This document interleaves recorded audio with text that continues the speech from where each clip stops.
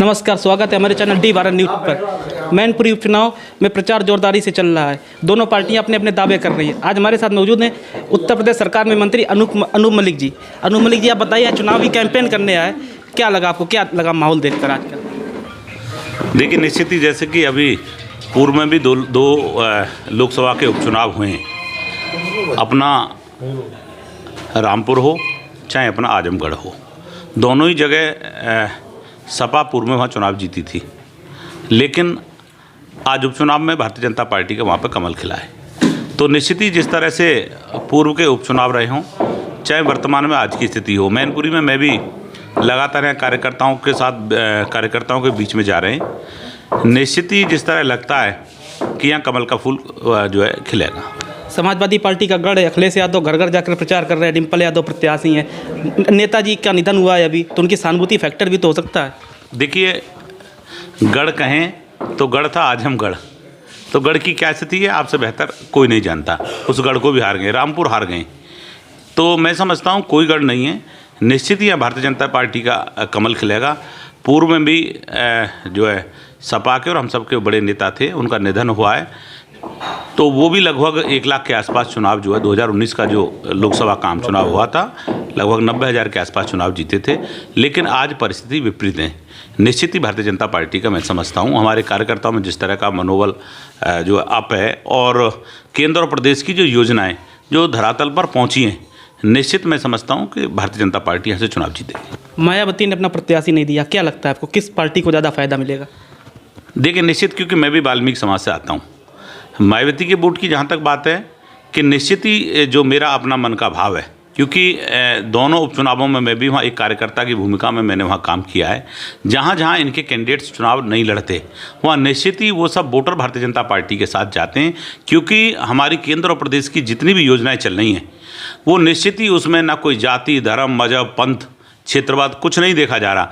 तो निश्चित ही जब कमज़ोर व्यक्ति को उन योजनाओं का लाभ मिलता है, तो उसकी कोई पार्टी नहीं होती, उसकी पार्टी वह होती है जो उसकी मदद करता है। तो निश्चित ही हमें पूर्ण विश्वास है कि जो बीएसपी का वोट कहा जाता है, वो भी निश्चित भारतीय जनता पार्टी के पक्ष में पड़ेगा। और यहाँ से जो मैनपुरी लोकसभा की जो लोकसभा सीट है, वो बहुत बड़े अंतर से भारतीय जनता पार्टी जीतेगी। अखिलेश यादव कह रहे हैं महंगाई है, बेरोजगारी है, करप्शन है, 6 महीने की आपकी बनी हुई सरकार हो गई, लेकिन आप बेरोजगारी पर काबू नहीं पा रहे हैं। क्या कमी रह गई जो आप नहीं कर पा रहे हैं? देखिए, मैं दावे के साथ कहूँगा कि 2014 से पूर्व में जो प्रदेश की 2017 से पूर्व में जो प्रदेश की स्थिति और आज की स्थिति में बहुत बड़ा परिवर्तन देखने को मिला है। अगर जनता को ठीक है, वो हमारे विपक्ष के नेता हैं, उनको अपनी बात कहने का अधिकार है, हर किसी को अपनी बात कहने का अधिकार है, पर अगर महंगाई इतने ही चरम पर होती तो जनता पुनः आदरणीय योगी आदित्यनाथ जी के नेतृत्व में दोबारा सरकार इतने बड़े जो है अंतर से नहीं जिताती।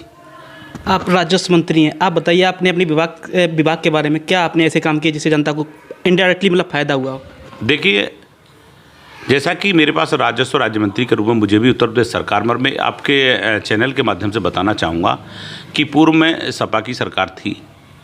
मैं दावे के साथ कह रहा हूँ, किसी भी वाल्मीकि समाज के व्यक्ति को सरकार में किसी भी तरह का दायित्व नहीं दिया गया।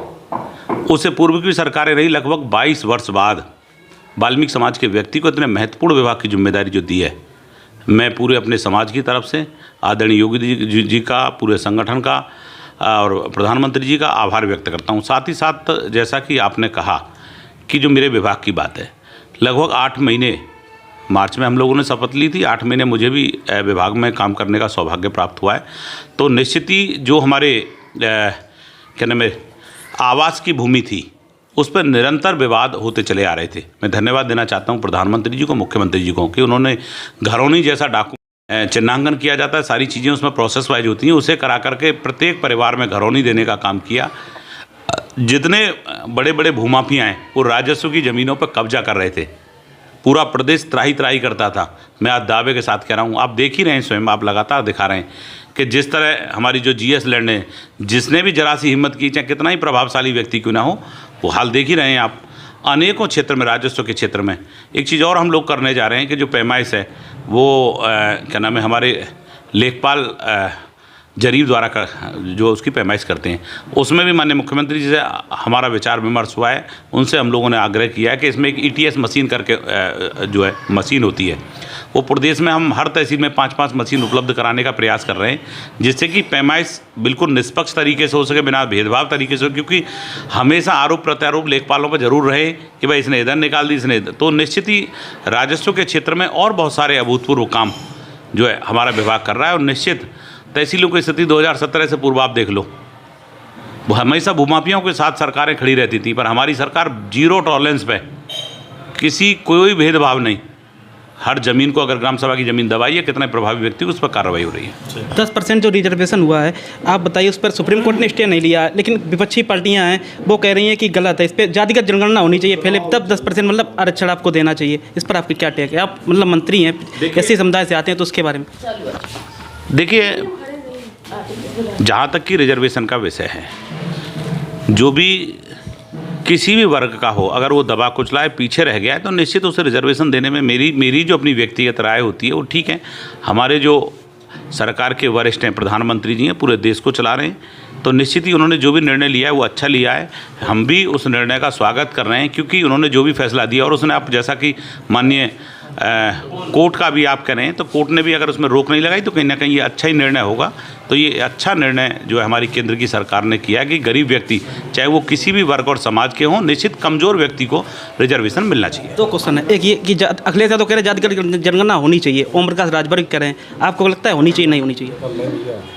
देखिए, ये सब हमारे वरिष्ठ लोग बैठे हैं, जो पार्टी का फैसला होगा मैं भी उसके साथ खड़ा हूँ। आप बताइए, मैनपुरी में कितने से आप जीत रहे हैं? मैनपुरी, जैसा कि मैं भी एक कार्यकर्ता के रूप में यहाँ लगाया गया हूँ, निश्चित ही भारतीय जनता पार्टियाँ कम से कम 2 लाख वोटों के अंतर से यहाँ चुनाव जीते, क्योंकि पूर्व में भी वो हमारे इतने बड़े नेता थे, वो भी लगभग 90,000 के आसपास जीत पाए।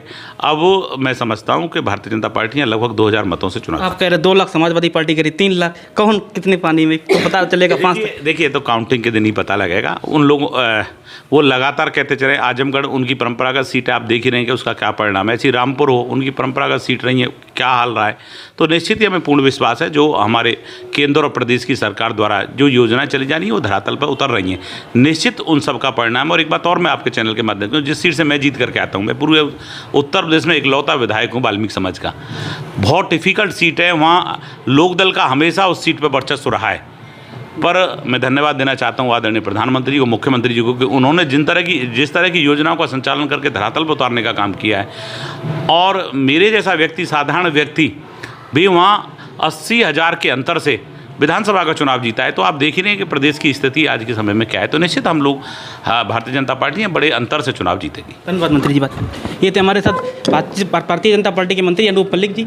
और चलते हैं मैनपुरी की और कुछ लोगों से बात करते हैं। कैमरामैन अचल के साथ सौरभ सेप्ता, D12 न्यूज़।